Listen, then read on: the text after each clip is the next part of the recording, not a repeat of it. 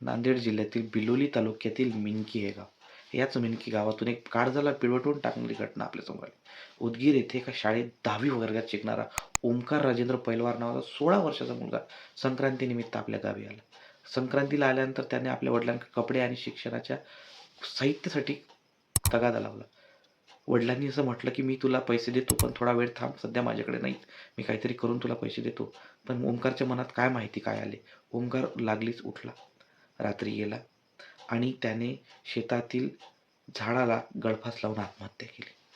तर त्याच्या वडिलांनी साऱ्या गाव सगळीकडे शोधाशोध केली. ओंकार सापडत नव्हता.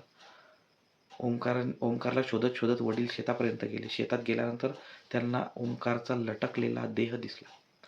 त्यांच्या वडिलांच्या मनात काय आलं काय माहिती. त्यांनी लागलीच तो हळुवारपणे ओंकारचा देह बाजूला काढला आणि स्वतः त्याच फासाला गळफास घेऊन आत्महत्या केली.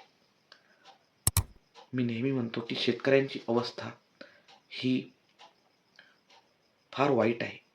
मी मध्यंतरी ओळी लिहिल्या होत्या की चकित गरिबीच्या पिस्तात फार स्वप्ने, चकित गरिबीच्या पिस्तात फार स्वप्ने, हल्ली उपाशी पोटी निजतात फार स्वप्ने.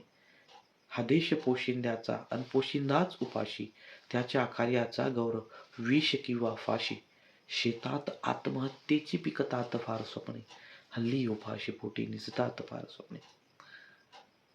ओमकार आणि राजेंद्र यांच्या दुःखातून त्यांच्या परिवारांना सावरण्याचे बळ मिळो, इतकंच आपण यावेळेस म्हणू शकतो. वेळोवेळी आपण बोलत राहू, मांडत राहू, या यंत्रणेला प्रश्न विचारत राहू. धन्यवाद.